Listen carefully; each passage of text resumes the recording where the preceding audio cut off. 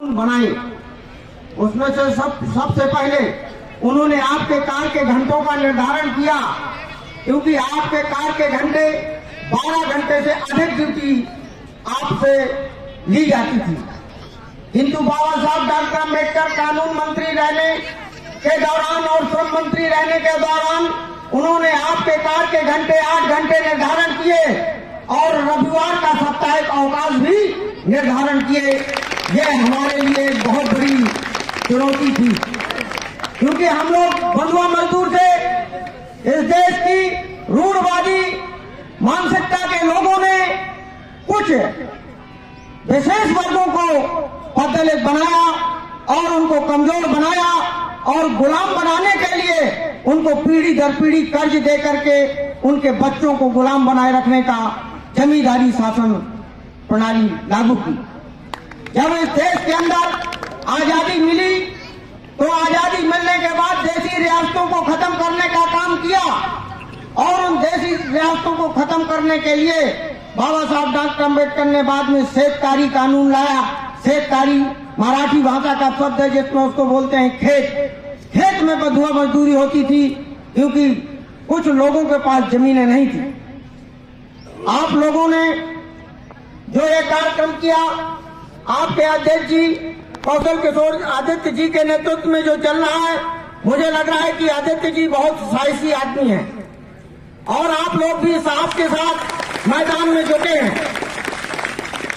इन सारी समस्याओं के निराकरण के लिए जब बाबा साहब अकेले थे तब उन्होंने कितना संघर्ष नहीं किया होगा साथियों। आज तो इस देश के अंदर भारत का संविधान निर्मित हुआ और इस भारत के संविधान में हमको जो मूल बात मिली है वो है हमारे मौलिक अधिकार। हमारे मौलिक अधिकार जो है तथ्य है, क्योंकि इस देश के अंदर जो भी अधिकारी बैठे हैं वो निचले स्तर के कर्मचारी बी और सी ग्रेड के कर्मचारियों का सिर्फ उत्पीड़न करना चाहते हैं। जिस तरीके से हिंदू व्यवस्था के तहत सबसे नीचे वाले लोगों का उत्पीड़न होता है, उसी तरीके से देश के अंदर हर डिपार्टमेंट में, चाहे वो डिफेंस का रक्षा मंत्रालय हो, चाहे उपवन में लगे हुए कर्मचारी हो, वो सभी कर्मचारियों को उत्पीड़न समय समय किसी न किसी रूप में करते हैं। इसलिए हम अपने मौलिक अधिकारों को समझें। हमारे अनुच्छेद 311 के अंतर्गत ये मौलिक अधिकार प्रदत्त है। वो मौलिक अधिकार 311 जो अनुच्छेद है वो सरकारी कर्मचारियों के लिए है कि किसी भी कर्मचारी को उसको बिना अवसर दिए, उसकी मांगों को बिना माने किसी भी व्यक्ति को पदच्युत नहीं किया जा सकता है। इसलिए कोई भी व्यक्ति आपको पकड़ रहा है, ले जा रहा है, मुकदमा कायम कर रहा है, तो हमें संविधान में अधिकार है कि हमको जेल में नहीं डाल सकते, न हमें नौकरी से हटा सकते। साथियों, ये भारत के संविधान की ताकत है। भारतीय संविधान के अनुच्छेद 21 में हमको प्राण और दहेज आजादी मिली हुई है कि हमारे खाने पीने और रहने की स्वतंत्रता की आजादी प्राण दहेज स्वतंत्रता है। और हम लोग जो नौकरी कर रहे हैं और हमने जो नौकरी ज्वाइन की थी तो हमने अपने लिए ये नौकरी नहीं की थी, किंतु आप जिस तरह सेना का जवान इस देश की सुरक्षा में लगा हुआ है, उसी तरह आप भी देश की आंतरिक सुरक्षा में लगे हुए हैं। ये हमारी ताकत है। हम किसी के गुलाम नहीं हैं और न ही हम किसी के राजतंत्र के गुलाम हैं। इस देश के अंदर लोकतांत्रिक व्यवस्था है। इस लोकतांत्रिक व्यवस्था के अंदर हमको वोट देने का पावर मिला और हमको 2 वोट देने का पावर बाबा साहब डॉक्टर अम्बेडकर दिलाना चाहते थे। एक तरफ आरक्षित सीटों पर हम वोट करेंगे, अपने अधिकारों की मांग करेंगे, हमारा कोई उत्पीड़न नहीं करेगा। दूसरी समान वर्ग से निर्वाचित होकर के आने वाले लोगों के लिए वोट करेंगे, इसलिए वो हमारे अधिकारों का ख्याल रखेंगे। किंतु कुछ कुटिल राजनीति करने वाले लोगों ने उस समय आमरण अनशन कर दिया और हमारा 1 वोट का 2 वोट का पावर था वो छिन गया और वहां पर पूना पैक्ट हुआ और पूना जेल के अंदर गांधी और बाबा साहब अम्बेडकर के बीच में एक समझौता हुआ जिसको हम पूना पैक्ट बराम गांधी के नाम से जानते हैं। इस पुस्तक को बाबा साहब डॉक्टर अम्बेडकर लिख कर रख गए थे कि बेटा आप लोग पढ़िएगा और उसको पढ़ करके आगे बढ़िएगा। उसके लिए जब वहां से हुआ तो वंचित समाज के लोगों के लिए, जिसको हम आज आरक्षण बोलते हैं, रिजर्वेशन, रेलवे का रिजर्वेशन आरक्षण नहीं कि टिकट का आरक्षण कराए तो हमारे बात का हो गया। ये आरक्षण नहीं है, हमको मिल रहा है, हमको रिप्रेजेंटेशन मिल रहा है, हमको प्रतिनिधित्व मिल रहा है। हम अपने समाज का प्रतिनिधित्व कर रहे हैं, हम नौकरी नहीं कर रहे हैं, हम अपने समाज का प्रतिनिधित्व कर रहे हैं और अपने राष्ट्र की सेवा कर रहे हैं। देश की सुरक्षा, एकता और अखंडता को बनाए रखने के लिए हम भारतीय संविधान की प्रस्तावना के अनुरूप काम कर रहे हैं। हम कोई पेट पालने के लिए नौकरी नहीं कर रहे हैं, हम इस राष्ट्र के निर्माण के लिए नौकरी कर रहे हैं। और जो हमें मानदेय मिल रहा है उस नौकरी का नहीं मिल रहा है, क्योंकि 8 घंटे ड्यूटी हर व्यक्ति की है, राष्ट्रपति की 8 घंटे ड्यूटी है, किंतु हमें इतना वेतन नहीं मिलता जितना ज्यादा राष्ट्रपति की सुरक्षा में पैसा। मंत्री को 5 जनवरी को आपके समर्थन में एक पत्र भेजा था, मैं उसको पढ़ के आपको बता देना चाहता हूँ। सेवा में माननीय मुख्यमंत्री जी उत्तर प्रदेश सरकार 5 कालीदास मार्ग लखनऊ उत्तर प्रदेश वैसे मांगे पूरी करने हेतु निवेदनात्मक समर्थन पत्र हमने 5 तारीख को अपने संगठन की ओर से समर्थन जारी किया था। माननीय अनुरोध है कि स्मारकों, संग्रहालयों, संस्थाओं, पार्कों और उपवनों आदि की प्रबंधन, सुरक्षा एवं अनुरक्षण समिति लखनऊ उत्तर प्रदेश के कर्मचारियों द्वारा विगत कई दिनों से धरना जारी है, जो कि संवैधानिक रूप से उनकी मांगों के हित में है। कर्मचारियों के कल्याण हेतु रक्षा और विभिन्न कर्मचारी महासंघ उनकी मांगे पूरी करने का निवेदनात्मक समर्थन पत्र आपकी सेवा में प्रेषित कर रहा है। निम्नलिखित मांगे पूरी करने की मांग करता है। नंबर 1, मृतक आश्रितों की अनुकंपा नियुक्ति शीघ्र की जाए। 7वें वेतन आयोग के अनुसार वेतनमान तय किया जाए। राष्ट्रीय पेंशन प्रणाली एनपीएस की राशि कर्मचारियों को खाते में जमा कर उचित रखरखाव किया जाए। कर्मचारियों पर मौलिक मांगों के लिए किए जा रहा धरने के आधार पर निलंबन आदि के जरिए डराया न जाए। सार्वभौमिक खाता यूएएन आवंटन कर उनके खाते में कर्मचारी भविष्य निधि की धनराशि जमा कराई जाए।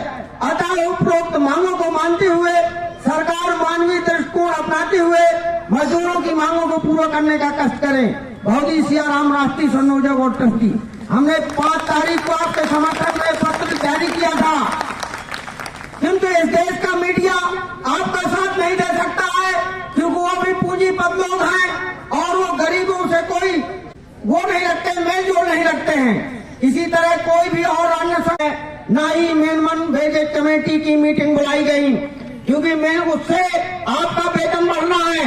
ये तो 7वां वेतन आयोग, 8वां वेतन आयोग आ रहा है। ये 10 साल में पुरानी 1918 की अनुशंसा के माध्यम से चल रहा है।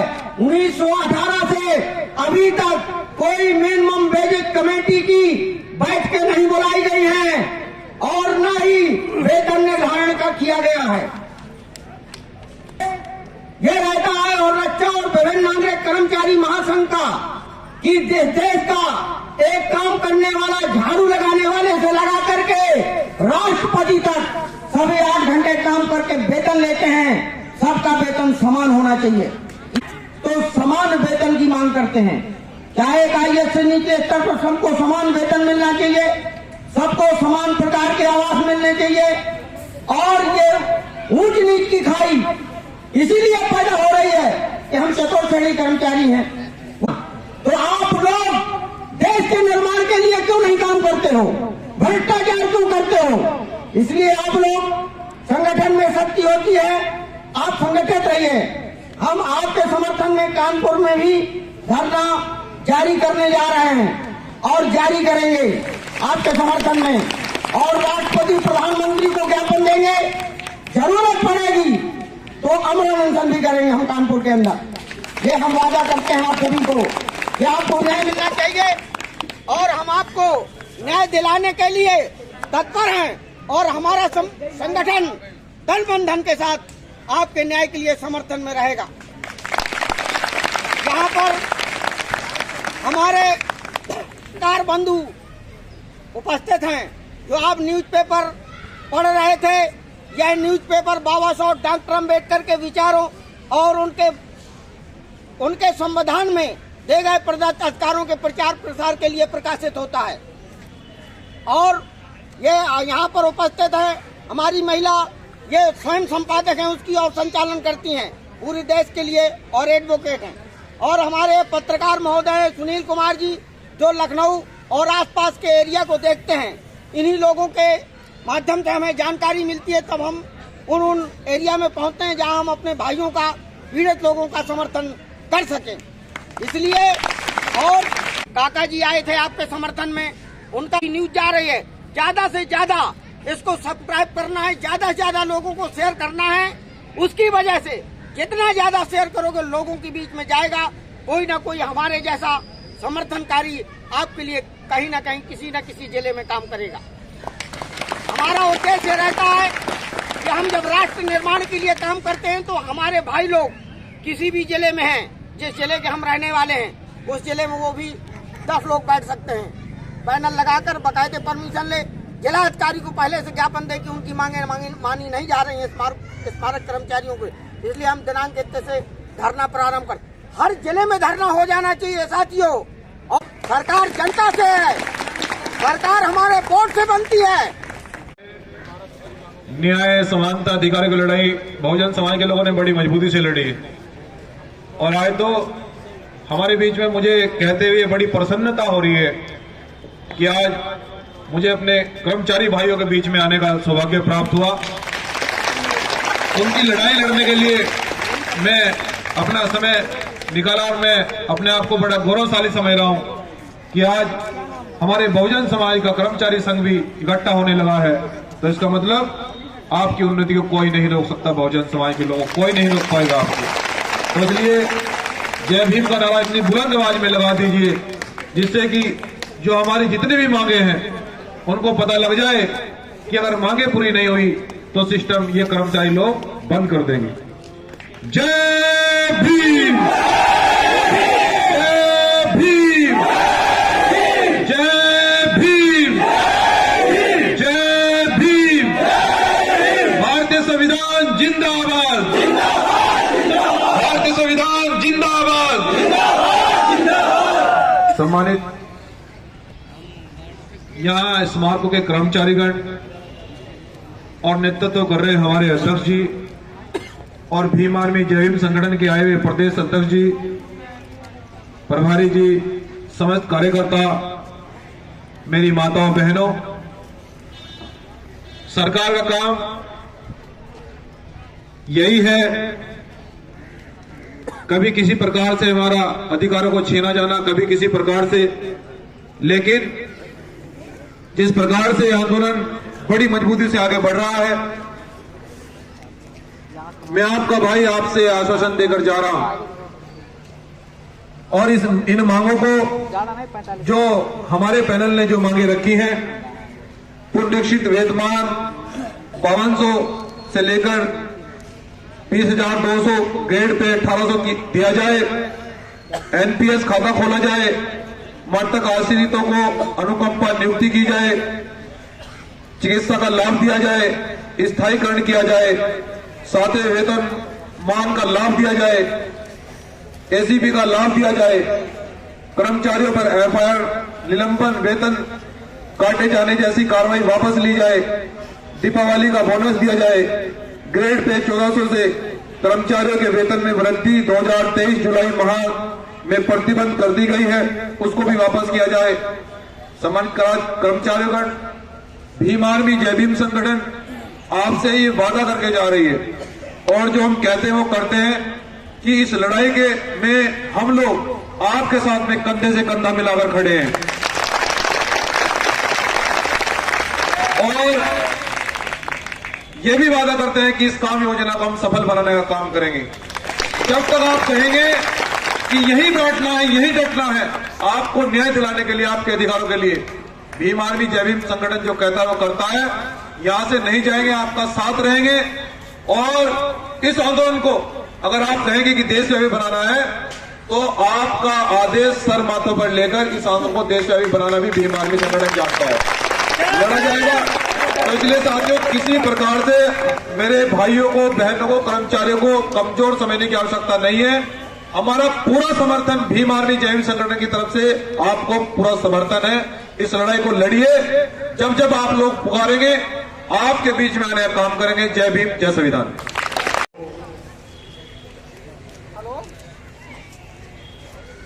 आप सभी के बीच आए हुए हमारे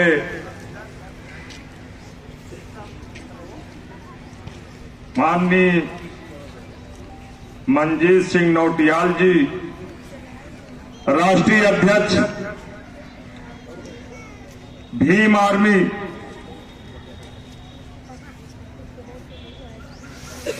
बहुजन टाइगर, इनका समर्थन प्राप्त हुआ है और आप सभी को यह आश्वस्त भी किया कि जो आप लोगों के द्वारा बनाई गई कान योजना है, उस कान योजना के लिए भी हमारा भीम आर्मी की सेना का पूरा समर्थन मिलेगा आपको। यदि समय रहते हुए शासन के द्वारा, शासन में बैठे हुए संबंधित उच्च अधिकारियों के द्वारा उस कान योजना की जो बनाई गई नियत तिथि है, उससे पूर्व यदि शासनादेश निर्गत नहीं करेंगे तो उस स्थितियों में, जैसा कि हम लोगों के बीच तमाम छोटे बड़े संगठन, महासंघ, ट्रेड यूनियनें आकर के इस समर्थन को दे करके गए कि हम और हमारे संगठन के अंतर्गत जितना भी चतुश्रेणी का कर्मचारी आता है, आपके साथ कंधे से कंधा मिलाकर उस नियत तिथि में माननीय मुख्यमंत्री महोदय जी के आवास में पहुंचकर ज्ञापन सौंपने का आप लोग काम करेंगे। हम उसमें पूरा समर्थन करते हैं। इसी क्रम में हमारे राष्ट्रीय अध्यक्ष भीम आर्मी के जो चीफ नवनीत नौटियाल जी, उन्होंने भी समर्थन दिया है। आवश्यकता पड़ने पर हम राष्ट्रीय अध्यक्ष महोदय जी को अवगत कराएंगे उस समय जब हमें लगेगा कि सरकार के द्वारा हमारे साथ भेदभाव किया जा रहा है, हमारी मांगों को सुना नहीं जा रहा है, तो उस स्थिति में हम आपको याद करेंगे, अवश्य याद करेंगे, अवश्य याद करेंगे। एक बार हमारे राष्ट्रीय अध्यक्ष जी के लिए एक बार जोरदार तालियों से स्वागत कर दीजिए। मैं उनका अभिनंदन करता हूं कि हम कर्मचारी साथियों के दर्द को, पीड़ा को, हमारी जरूरतमंद मूल मांगों को पढ़ा, समझा भी, समर्थन भी किया कि वाकई में ये मांगे आप लोगों की जो जायज है, ये आप लोगों को मिलनी चाहिए। नहीं मिल रही, हम उसके लिए भी आपके साथ तैयार हैं। धन्यवाद साथियों।